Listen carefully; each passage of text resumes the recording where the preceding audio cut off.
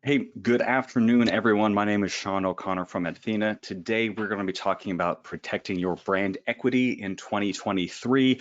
I'm the sales engineer at the organization, and we're going to go through today's agenda to discuss what things we should be thinking about when we're looking at our core brand terms when it comes to paid search on Google specifically.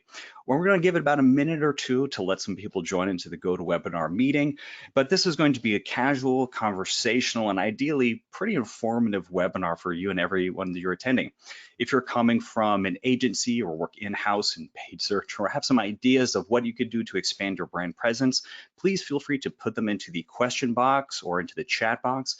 Either myself or my coworker Nate will be able to snag those questions. We'll follow up with them on the call and potentially a bit of a Q&A session at the very end, or we'll follow up via email.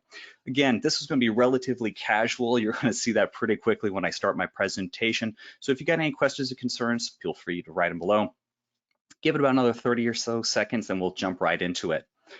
Kind of excited today. I kind of pulled this deck together after discussions with our CMO to discuss some of the bigger pain points that other agencies and marketers like yourselves were experiencing. We're going to spend a bit of time kind of talking about what the Athena platform can do, what it's capable of course, but we're also going to spend more time thinking holistically about what's going to be available to us in terms of what we can do to kind of protect and ensure our brand equity.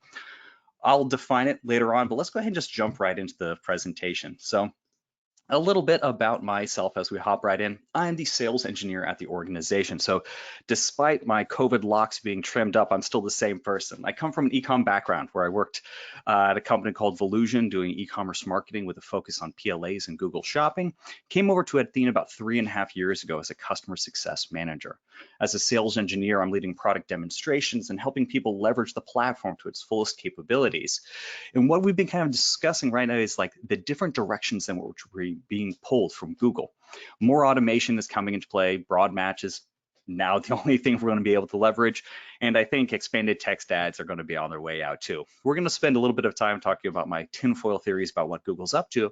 But as you as marketers recognize that 2022 has been a bit of a return to the mean in terms of our digital advertising. One of the returns to me is bringing people back in. We're going to be able to celebrate with our coworkers, brainstorm, and have more informative sessions, one of which was our finalist year. These are all of my fantastic coworkers who were recently in Las Vegas, where we worked with L'Oreal to develop a case study about our Athena's Local View product. What happens in Vegas doesn't stay in Vegas. We like talking about it, but it's just indicative that we're getting back together. We're kind of networking and brainstorming a little bit more. Now, the last little spiel of Athena before we dive right into it is we're going to help CMOs, digital agencies, and search managers in a variety of spaces. We're going to be focusing on brands. So this is going to apply to B2B, it's going to apply to retail, finance, and every other direction you care about. But Athena works with a wide variety of competitors and customers of yours that are going to potentially help out and kind of explain what's going on. So with that, I want you to have a handful of takeaways from today's session. Ideally, I want to give you a bit of tools to keep into your tool belt to help combat some of the uncertainty that Google is providing us. I want to provide the use of a few visualizations that you can replicate via some free tools. Now, I'm going to show a lot about Athena, but ideally, you're going to be able to use these takeaways and employ them via Auction Insights or whatever tool set you have. And lastly, I want to give you a bit more ammunition so that you can take a little bit more precious care of those budgets that we're going to be given and delineated in 2023. We know that in 2022, we are trying to return to normal after the crazy budgetary experiences we've had over the last 2 years. Ideally, this is going to give you a bit of ammunition and fodder potentially to go that a little bit further. So today's agenda, I'm going to talk about establishing the lay of the land. We're going to kind of broadly contextualize discussions related to brand equity. We're going to talk about handling brand conquesting and brand bidding, discuss paid and SEO opportunities, what we can do to kind of enhance both of them, as well as discuss performance max and PMax and how that affects your brand and how that's essentially by being diluted again, as Google knows best. So with that, let's jump right into the agenda of sorts, discussing the lay of the land. Some of the pain points that we discuss with audience members, Q&A feedback that we've had previously, as well as just our current customer base, is the pains that we're having are, of course, the algorithmic updates and SERP changes. We've all been fighting against the map pack, we're fighting against the information graph, we're fighting with changes to smart bidding strategies on the fly. That automation from Google is starving us from a lot of ad transparency. Look at how the keyword planner has changed. Look at how Auction Insights is kind of doing its own thing when it's just showing overlap or top of page impression rates. This isn't ideal for us. And lastly, broad dilution, I'm using broad as broad match types, is affecting intent attribution. PMax and Performance Max in particular is really about finding new audiences and letting Google kind of handhold that user experience. That means that our ads could be appearing for terms that we don't necessarily care about, terms that we don't necessarily want to even appear for. We're going to kind of talk about some of these pain points and ways that you can potentially address them in your own strategy. So with that, what do we talk about when we talk about brand? So I'm going to define brand as the core 2 or 3 terms that are going to be related to your TLD. Now, your top level domain is what your brand focus is, but we want to think about pure brand and not necessarily your brand generics. So it could apply to Athena Insights or Athena Competitive Intelligence, but it's really just going to be about those core handful of terms. Think about it in that 80-20%. Probably that 20% of terms is generating 80% of your conversion action, probably the same as applying for brand, or at least maybe taking that type of budgetary concern.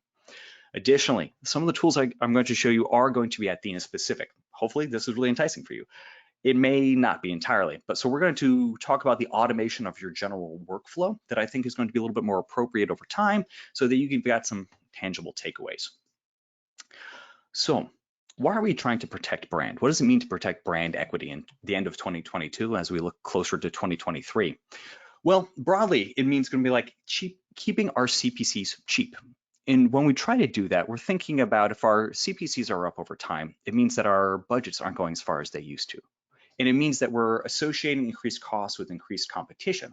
So it means to protect our brand, it means lower costs. And if lower costs means more budget for other things, or because we're answering questions to our CMO that are a little bit tricky for us, it's going to mean have more visible instances of our brand. It could mean not just impression share, but ensuring that we own more of the SERP real estate. We want to see essentially our brand appear more often than not.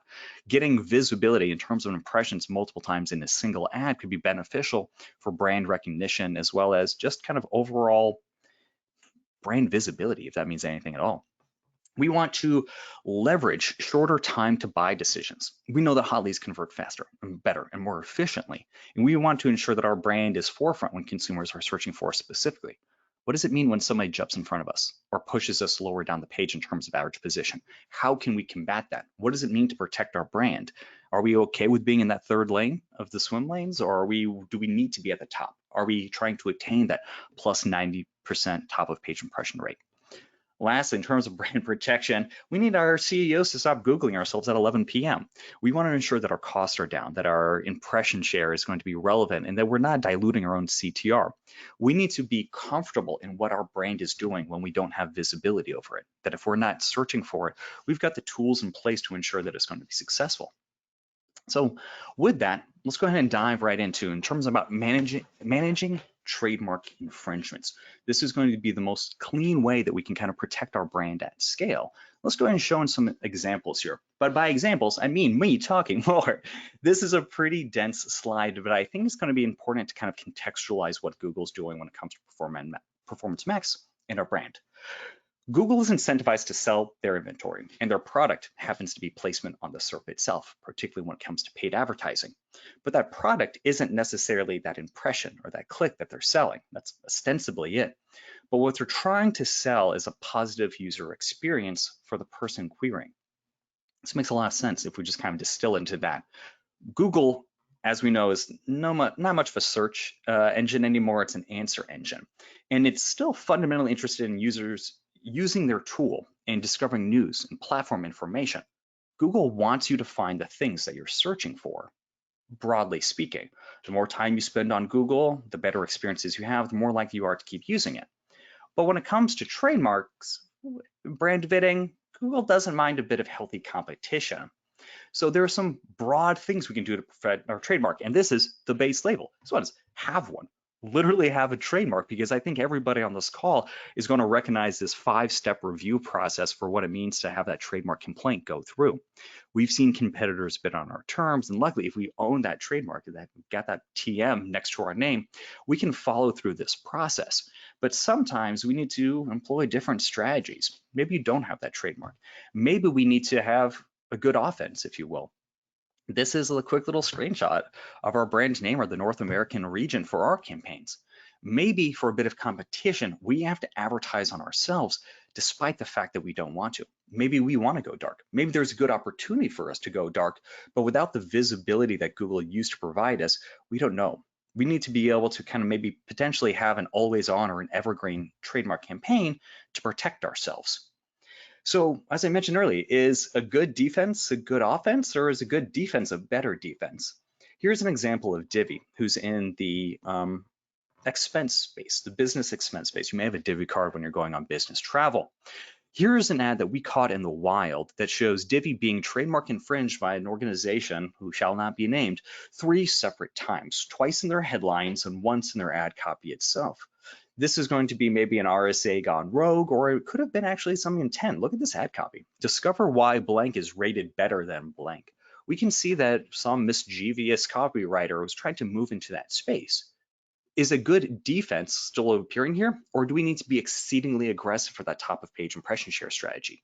Do we want to set a T CPA or T ROAS, which is very ambitious, or maybe doesn't have the return on investment that we're looking for, so we can show up over time? When it comes to Athena, we have the same kind of issues. We are going to appear for our brand as much as possible because we're a competitive intelligence tool. But what does it mean to show up all the time? Do we need to spend as much money to be there? With Athena's platform, we're able to catch some of these infringements at scale, getting the destination URL, display URL, and that ad click URL, which your Google rep is going to want that 5-step process. Managing trademark infringements and monitoring who's going to be bidding on your brand is kind of a crucial step to ensure that we've got complete coverage, so that if your CEO is Googling you at 11 p.m., you're going to catch people who are kind of moving into that space. So analyze and think about your trademark infringement process. Even if it's not bespoke to your organization or your day-to-day, it is probably affecting your downstream KPIs and your conversion actions. It could be raising your costs up a bit. Your CPCs are going to be in that auction, that penny plus one scenario. But it's, as the context is discussing, we're talking about brand equity. We want to ensure that everything we're doing makes the best footprint possible for Athena. And if something like Slintel comes into place and dilutes it, we need to be aware of it and react to it in the ways we've got available to us, be that trademark infringement report or trying to show up in front of them. Local markets in particular can be pretty intense battlegrounds when it comes to trademark infringements. Here's an example of the trademark infringement report from one of our lawyers who had a lot of brand bidding going against them. Not necessarily as many trademark infringements as we want. Those trademark infringements were coming from the info.coms of the world, the allsearch.nets, these affiliate aggregators who are their own search engines, who have more money than anybody else, it seems, and are always advertising. With the ad copy URL and that destination URL, something you can glean from the page source code, if you right click it and view that cached "why am I seeing this ad" button, you'll be able to collect the information to either inform a very relevant cease and desist order, or to send that information over to Google. This organization, because they're in the law space, had brand CPCs of $75, give or take, that we were able to reduce down by removing competition legally from that search space. Brand CPCs of $75 are buck wild, but that's the law space. Maybe your CPCs are 12 cents or 4 cents or something even cheaper than that. But think about the impression volume that you're getting. Think about the amount of clicks that you're getting via brand. Any type of tangible reduction we can get in competition on brand benefits everything, be it our SEO presence or anything like that associated to our paid search strategies. Now, moving right along, that was a lot about trademark infringements. And some of the things I didn't quite discuss was visibility at scale. What systems do you have in place to catch brand bidding, to catch trademark infringements, and to operate on them? If it's the trademark compliant field, great, good luck. That's going to take a bit of time, especially as we know that Google's going to take a bit of time to take those down. But there's also off Google resources available to you. Cease and desists are like, the end all be all, but what about LinkedIn outreach? What about reaching out to the paid search specialist that says, hey, I'll update my negative keyword list if you update yours. Let's see if we can play nice with each other. You don't want to necessarily always try to wait out your competition in terms of establishing an evergreen conquesting campaign. A whale could move into the space and they've got more money than anybody else, and they'll just keep those ads live for as long as possible. You want to be aware of that and kind of react to it. Now, a big focus, not a tip two, but a change of SEM and SEO, a paid and organic. The harmony strategies everyone's been kind of talking about for quite some time. Let's kind of look into some different ways of contextualizing it. At Athena, we talk about Lone Rangers often, which is a fun little term that we describe where you are the sole paid advertiser on an individual term, potentially your brand, and you have the top organic result. This is a 7-day rolling window that over the course of 7 days, you're going to recognize that, hey, if I'm the only person advertising here, no one else is popping off, let's go ahead and take this term and pause it. Dramatically reduce CPCs. eCPC models still exist for some of us. Maybe we can set those bids down to a penny to still appear if Google serves us, or we can pause that term and come out of the SERP entirely.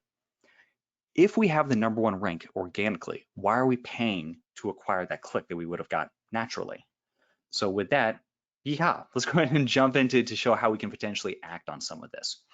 So identifying Lone Rangers in areas of little to no competition is ultimately going to save you money. There's a lot of reasons why a marketer wants to have that top organic spot and be in a paid position. Maybe it's bad news cycles. Maybe you're trying to push down something from Google News, which is untoward. Maybe there's a lot of other clutter on the SERP itself, and you want to maintain that SERP real estate. If your second link is Crunchbase or Wikipedia or history or something along those lines, you may want to always be on your brand account to just kind of fill up that space, particularly on mobile devices. We know that Google's been testing out the infinite mobile scroll, which based on the Instagramification of search, it seems, is going to, I think, change how linger times and click-through rates work at the top of the SERP. As more users are used to infinitely scrolling down, taking up more real estate is going to be valuable. The regions that I think are going to be most impacted by this is actually the recipe space. I think that people are going to be able to infinitely mobile scroll to find the more or less PLA or the listing that they're looking for, rather than kind of staying on the SERP itself. And the flip side of this thing about desktop devices, as the old joke goes, if you want to hide a dead body, you put it onto page 2 of Google. There was a study put out by Kantar not too long ago that it was actually a bit ago at this time, that it was if a user doesn't find the results that they're looking for on Google, they re-query it rather than go to page 2 of Google. Thinking earlier, as I said, that Google is an answer engine and they want to have a good user experience. Having more control over what appears because you have self-declared intent for your user searches is going to allow you to kind of react to this. Now, sometimes you want to save money though. This is why you want to stay on Lone Ranger, but here's the opposite side of things. Talk with your CMO and your internal teams to see if it's going to be able to leverage that click in other means. Where does this system provide leeway to invest in lower performing areas? Brand is high converting, high intent terms with low cost, ideally low CPCs. If we were to steal from Peter to pay Paul, does the CMO and internal teams, are they aware that our T-ROAS goals are going to kind of change dramatically? Are they aware that our conversion action is also going to change? We want to be aware of that and react appropriately. When it comes to this strategy, it's not only about recognizing where we are at the top of the SERP in our placement, but for other terms as well. The paid versus organic report, which is either pulled via analytics, your search console, as well as a tool like Athena, is going to show you those gaps. And this organization appeared in PLA's, search, and organic as well. And when I say search, I'm truly just talking about text ads. We're going to avoid different kind of placement talk until later. This report is going to highlight the average position of where those ads are appearing, their estimated impression share and click share, but also where the presence appears based on channel, as you can see in that far right column. Are they appearing in every single channel? Is it only paid? Is it only organic? What's the ebb and flow between these different device types? Not device types, channel placement. Is there a reason why we're only appearing in paid or only in organically? If you work with an organization that is particular, to say the least, about what you can and cannot advertise on, you may not be eligible to use DSAs because of a word like guaranteed or something related to maybe a pharmaceutical prescription potentially appearing in an ad and that being against FDA compliance. With a paid versus organic overlap report, you'll be able to see where you can potentially enhance your organic opportunities in that kind of pseudo pay-to-play space, as well as potentially pull back on terms that you know are too competitive, but you're ranking well organically. If you're a one-person shop or have great access to your SEO teams, Maybe you can say, we recognize that there's 50 other competitors bidding on this particular term. Let's go ahead and see if we can kind of improve the landing page experience, increase time on site, increase linger speed, increase bounce or decrease bounce rate to see if we can improve the quality score on our paid ads and get performance in kind of softer ways. Lone Rangers is just the fullest extent of that. Where can we pull off our paid ad and win that click organically? Now, in control of this, having robust reporting down to the search term level is going to provide that more complete picture of competitive brand bidding, so you can be confident when your ads are running or not. Now, this is a brand activator report that we can kind of jump into, but control in a world of automation is going to be crucial as we think about how we can even create a return on ad spend moving forward. With Performance Max and some of our more ambitious TCPA strategies, Google isn't giving us a lot of levers that we can pull. Think about Auction Insights, where they're going to show you overlapping competitors if they're greater than 10%. If the overlap rate is relevant, how often are their ads appearing next to ours and vice versa? And what is our top of page impression share? All of those metrics in Auction Insights are designed to get you to spend a little bit more money. It is what it is. They're trying to, again, sell their inventory, and that happens to be the top of the SERP itself. That's not a great lever if it's adjusting T-Rose goals. We don't have the full context, and having more robust visualization software is going to allow you to kind of move more confidently, which is why we've created a tool like Brand Activator. Brand Activator works kind of the same way that it does with Lone Rangers. What we're trying to do is scrape some of your terms more frequently than even an hourly scrape, which is what Athena kind of defaults to. With greater visibility, we can see which competitors are bidding on your terms and stop that using a proactive approach. This is the first instance of Athena's putting on a new product where we're actually adjusting and creating bid management tools for your team to use so that you can confidently sleep well at night knowing that your ads aren't running when they don't need to. By recognizing when competitors are out of the SERP, now we can go ahead and pull our ads back via a very elegant solution. Talk to us a little bit more about how we can kind of change this without affecting your learning algorithm. But just think about saying, if I'm not appearing at 3 a.m. because no one else is competing, where does those costs associated with those branded CPCs go? Does it go back into the generic fund? What if we can do this during the day? What if we can turn off our ads and only appear when a competitor is also bidding against us? How much money would that save? What would it allow us to do during our time? So try to keep automated process. That's a little headline. So moving on to focus 3, Performance Max, PMax, and brand. Kind of an exciting one, kind of maybe a frustrating one as well if anyone is currently using Performance Max. If you are using Performance Max, drop into the question box or just send me a chat of like how that's working out for you. I'm excited to see some early returns. I know a lot of different organizations are getting close to it. They may be kind of waiting throughout the holiday period before moving to it, but early results seem to be, well, we'll show you some data on how that's going to look. But Performance Max has a pretty interesting change of pace for your brand equity. You may have seen this before. This is the Performance Max support article on Google, which says you can unlock new audiences, you can drive better performance against your goals, which is a curious use of the word against. You get more transparent insights, steer automation with campaign inputs, and simplify campaign management and easily optimize your ads. Now, 2 of those kind of stand out to me broadly. And I love Google. We love Google. They are paying our bills. That's going to be fine. But more transparent insights from anything that Google has given us in the last 3 years? Curious. Additionally, we can simplify campaign management. Oh, we absolutely can. We barely have any management at all. And the one that confuses me the most, and I didn't have a clever emoji for this, is steering automation with your campaign inputs. Your campaign inputs are likely a TCPA or a T-Rose goal of 400% or something like that. And that's how we're trying to steer automation. There was a very fun Ask Me Anything on the subreddit for PPC that you can go check into, where Google's not head of search, but search provider, the detailer when it comes to Google Ads, really tried to hype up Performance Max. And early adopters, as with every smart campaign, is going to see a lot of pretty relevant returns. But with a bit of queries that we've done with our user base, that's not going to have the legs potentially long term. In 2023, a phrase that I haven't really mentioned yet, we're going to expect closer scrutiny when it comes to our budgets. And the biggest piece of that could be your brand. If it's not awesome, that's fantastic. But we're under so much scrutiny because paid search, as you know, is exceedingly quantifiable. That's why your CMOs are spending so much time digging into your auction insight report or the reports that you have to create for them every week. They want to see their little numbers go up and to the right. We don't always have that much control over it. And PMax in particular is a big cause of that. With Performance Max taking away placements, it's adjust, we give them their ad assets. We're going to figure out where our search terms and keywords are going to appear for. How do we truly inform return on ad spend?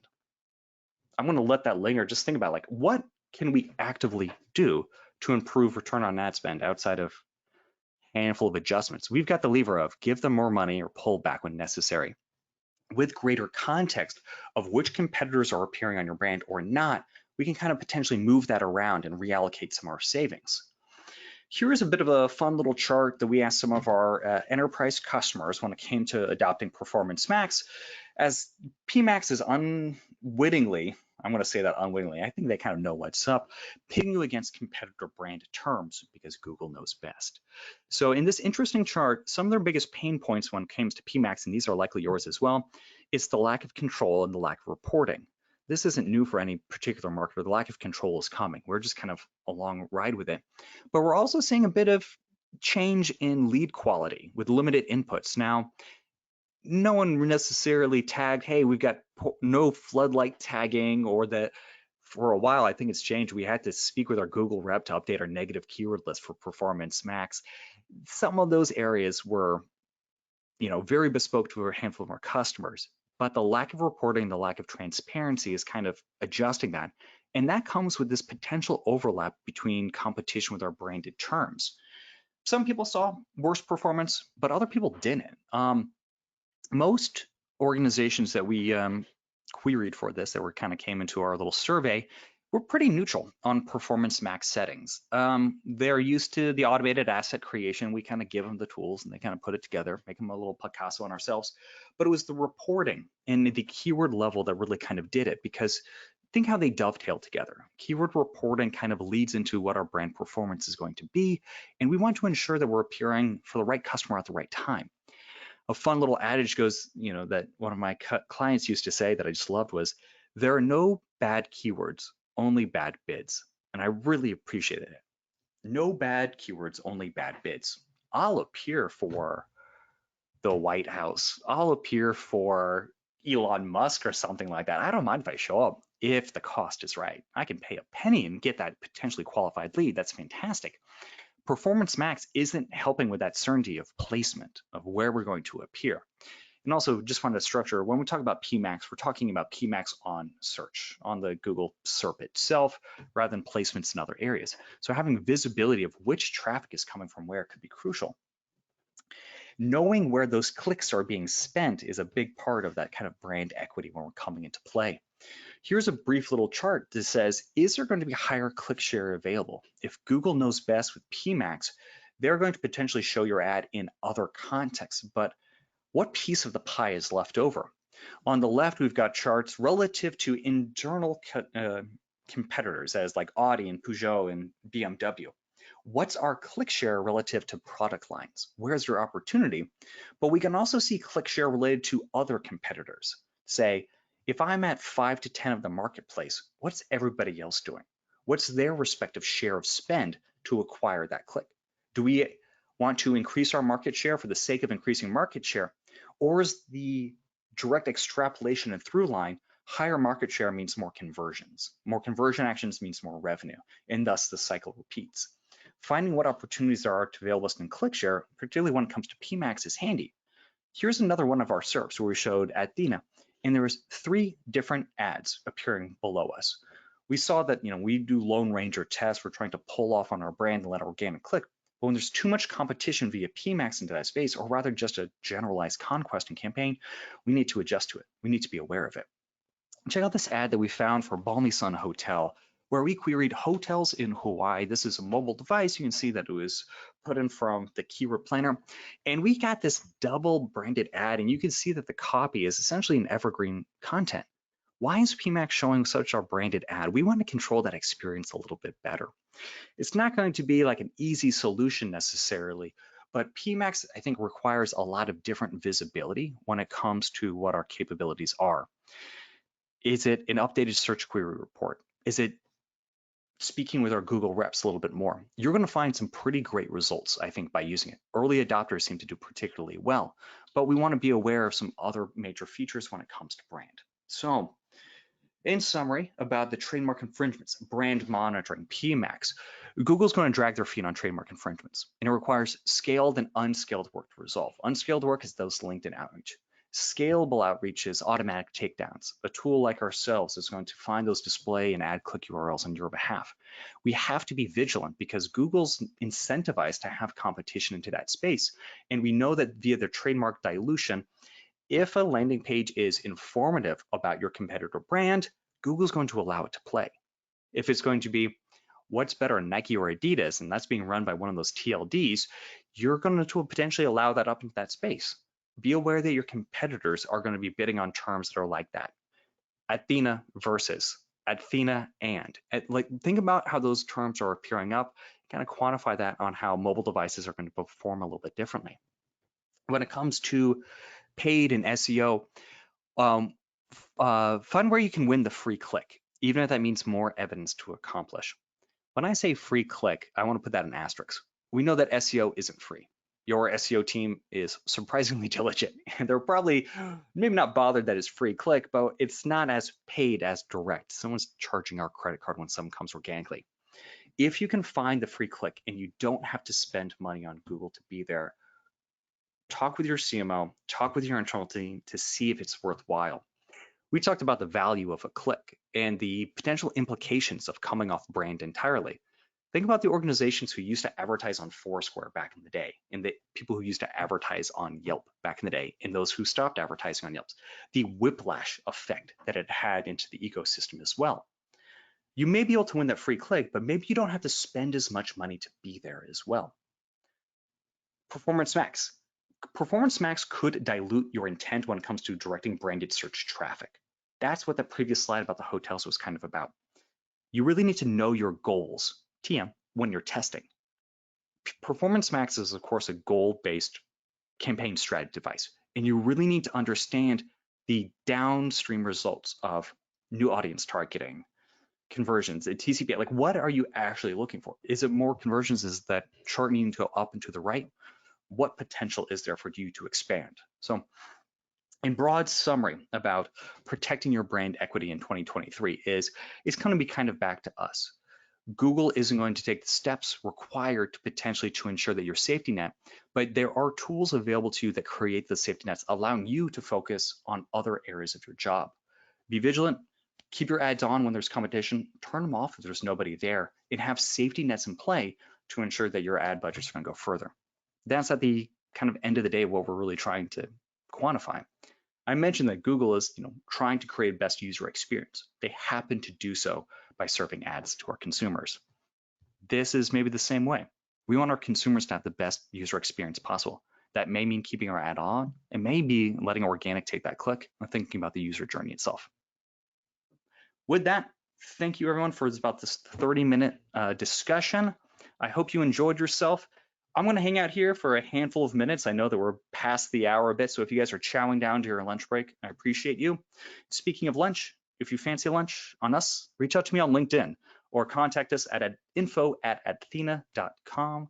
Either myself or somebody in our marketing team will reach out to you. You'll get a little howdy Uber Eats card, and we'll have a lunch and learn session. You and I can hop on a Zoom call. We'll talk brand strategy. We'll show you different data sets. We'll hop into a Google Ads account. Let's just do some hands-on learning, some brainstorming together to ensure that you're getting the most out of your brand performance. Is brand costs up over time? Is that because of competition, or is that just because the waters keep rising within Google? What potential is there for us to reallocate off brand, decrease spend in brand, or find new opportunities to kind of talk about ourselves in a more value-driven, value proposition-driven space? So with that, thanks for your time, everybody. If you have any more questions or concerns, drop them into the chat, and I appreciate you hanging out with us. With that, Adios, everyone. I'm going to go ahead and stop this webinar. Thanks again. Kyle, that is a robust question. I'll talk about, yeah, if I'm understanding you correctly, when terms, I will follow up you on that T-Rose strategy in a follow-up email. So thanks for that. With that, everyone else, appreciate your time today, and we'll talk to you soon. Again, find me on LinkedIn. Adios, everyone. Cheers.